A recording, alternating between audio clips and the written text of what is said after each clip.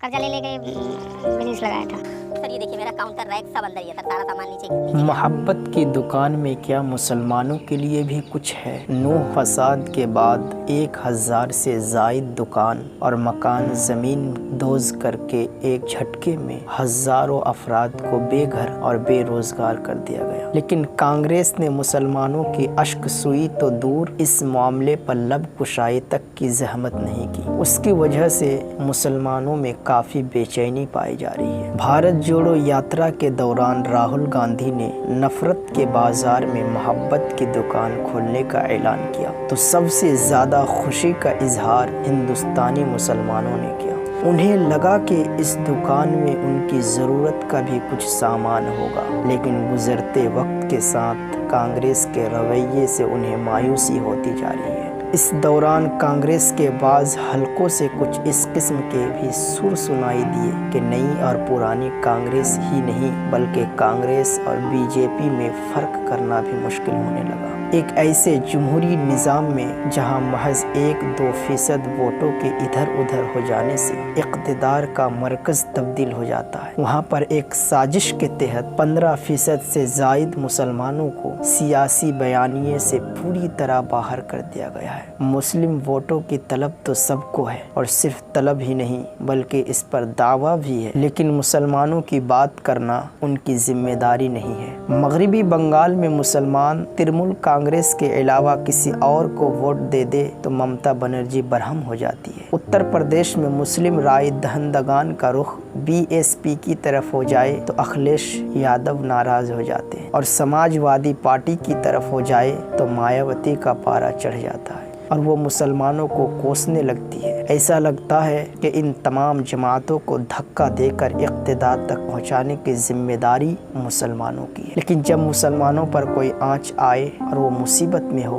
तो उनकी हिमायत में खड़ा होने की जिम्मेदारी किसी की नहीं। ऐसे में राहुल गांधी की मोहब्बत की दुकान से मुसलमानों ने बड़ी उम्मीदें वाबस्ता कर ली थी। उन्हें लगने लगा था कि नई कांग्रेस अब इसी रास्ते पर चलेगी जिसका ऐलान राहुल गांधी ने किया। ये कांग्रेस के तई मुसलमानों के एतमाद ही का नतीजा था कि कर्नाटक में उनका एक तरफा वोट कांग्रेस को मिला। जीडीएस को मुसलमानों ने घास नहीं डाली। कुछ इस तरह की सूरत हाल मगरिबी बंगाल के मुस्लिम अक्सरियती इलाके सागर दिग्गी में भी नजर आई, जहां ज़िमनी असम्बली इलेक्शन में मुसलमानों की बदौलत कांग्रेस के उम्मीदवार को कामयाबी मिली। 2021 के असम्बली इंतखाबात में इस हलके से टीएमसी का उम्मीदवार 50% से ज़ायद वोट लेकर कामयाब हुआ था, लेकिन 2023 के ज़िमनी इलेक्शन में उसके उम्मीदवार को महज 35% वोटों पर इक्तिफा करना पड़ा। यहाँ पर कांग्रेस के उम्मीदवार को 47% से ज़ायद वोट मिले और उसका उम्मीदवार कामयाब हुआ। 2021 में उसके उम्मीदवार को महज 19% वोट ही मिले थे। मुल्क के मुख्तलिफ खितों में मुसलमानों की हिकमत अमली कुछ इस तरह होती थी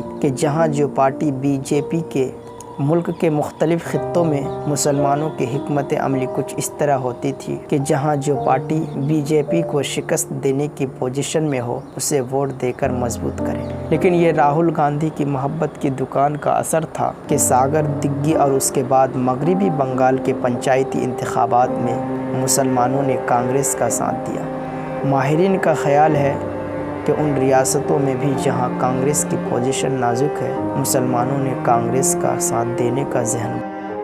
उत्तर प्रदेश के पंचायती इंतखाबात में उसकी एक झलक देखी जा चुकी है और तेलंगाना में भी उसके असरात देखे जा रहे हैं। मगर अफसोस कि कांग्रेस अपने रवैयों से एक बार फिर मुसलमानों को मायूस कर रही है। इस हवाले से मिसालें तो बहुत सारी दी जा सकती हैं, लेकिन हम यहाँ सिर्फ नूह के फसाद और उसके बाद के हालात पर कांग्रेस के रवैये और मध्य प्रदेश में कांग्रेस लीडरों के बयानात पर इक्तिफा करेंगे।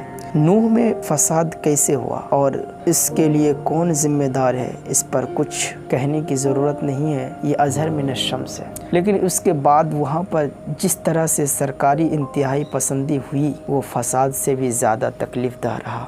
सरकारी रिपोर्टर के मुताबिक इस दौरान 1248 मकान और दुकान ज़मीन दोज किए गए। इस तरह एक झटके में हज़ारों ख़ानदानों को बेघर और बेरोज़गार कर दिया गया। ये कोई मामूली बात नहीं है, लेकिन कांग्रेस ने इसका नोटिस नहीं लिया, या कम अज़ कम उस तरह नहीं लिया जिस तरह से लिया जाना चाहिए था। अदम एतमादी की तहरीक के दौरान राहुल गांधी और गुरु गोगोई ने पासबुक रेफरेंस के तौर पर नूह फसाद का तज़किरा ज़रूर किया, लेकिन उसमें भी बुलडोज़र कार्रवाई का कोई जिक्र नहीं था। हालांकि ये वो खित्ता है जहां मुसलमानों ने 2019 के असम्बली इंतखाबात में भी कांग्रेस को एक तरफा वोट दिया था। मेवात ज़िला के तीनों असम्बली हलकों नूह, फिरोजपुर, झड़का और पूनाहाना में कांग्रेस के उम्मीदवारों को कामयाबी मिली थी। कांग्रेस लीडरों को यहाँ मुसलमानों के साथ खड़ा होना चाहिए था। उन्हें बताना चाहिए था कि मोहब्बत की दुकान में मुसलमानों के लिए भी कुछ है। लेकिन अफसोस कि राहुल गांधी खुद भी 50 किलोमीटर का फासला तय करके नूह नहीं जा सके।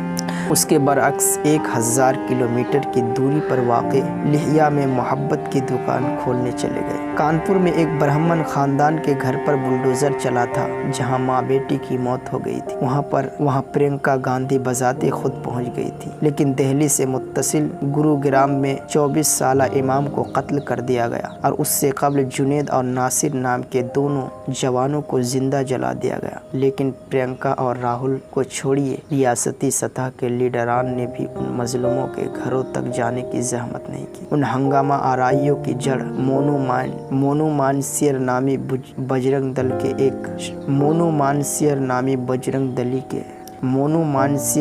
बजरंग दली के एक शिद्दत पसंद कारकुन को समझा जाता है, जिसके खिलाफ राजस्थान में FIR दर्ज है। लेकिन अशोक गहलोत की हुकूमत उस एक मामूली मुलज़म को भी अपनी गिरफ्त में नहीं ले पा रही और दावा BJP से टकराने का है। राहुल गांधी ने मोहब्बत की दुकान खोलने का ऐलान करते हुए ये कहा कि मुल्क में नज़रियात की एक वाज़ेह लकीर है, जिसकी एक तरफ गांधीवादी कांग्रेस है तो दूसरी तरफ गोडसेवादी BJP है। तारीख के बदतरीन दौर